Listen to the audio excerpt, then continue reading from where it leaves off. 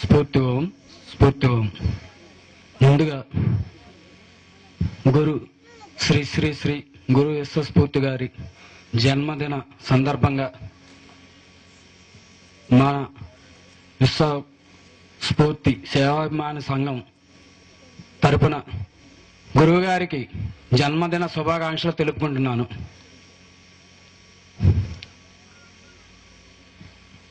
నేను వృత్తిరీత్యా రిపోర్టర్గా పనిచేస్తున్నాను. మాది కృష్ణా జిల్లా నందిగామ వాస్తవ్యుడిని. నేను ఒక గుడి చైర్మన్గా కూడా పనిచేసేవాడిని. కానీ దశాబ్ద కాలం ఆకారం ఉన్న దేవాలయాల్లో దశాబ్ద కాలం రోజు నిష్టగా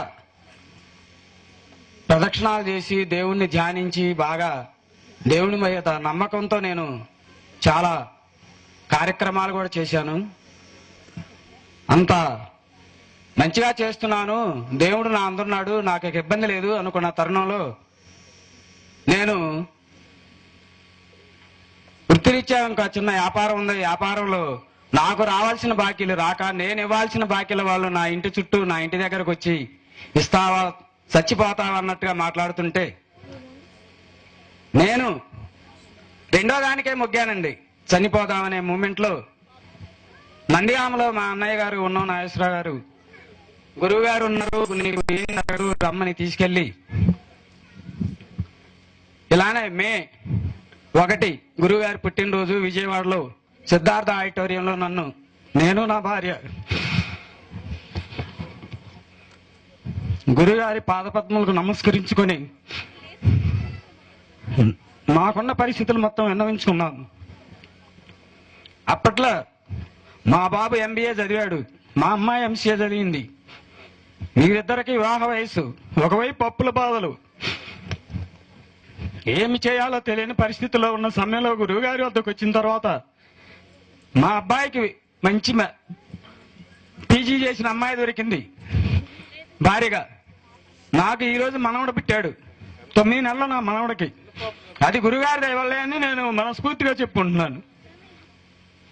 2 మా అమ్మాయి MCA చేసిందండి. ఈ అమ్మాయి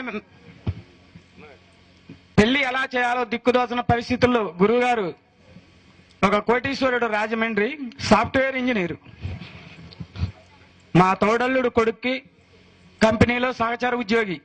ఆయనంతటా ఆయన మా అమ్మాయి పుట్టో చూసి చేసుకున్నాడు.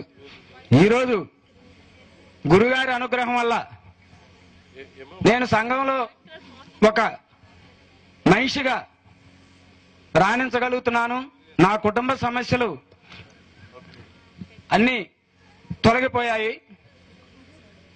ఒక రుణ బాధలు ఇంకా గురువుగారు అన్నారు అవే నేను చూసుకుంటాగా అని చెప్పారు. ఆ ధైర్యంతోనే నేను ఇంకా ఇలా మీ అందరి మధ్యలో ఈరోజు ఇదే తొలిసారి ఇక్కడ రావడం. విజయవాడలో 2 సార్లు గురువుగారు నేరుగా దర్శనం మాట్లాడటం జరిగింది.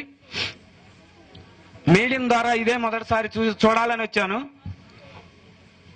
గురువుగారు చెప్పిన ప్రకారం నిరాకారమైన ధ్యాన ప్రస్థానం ద్వారా మనం ఏదైనా చేయవచ్చు.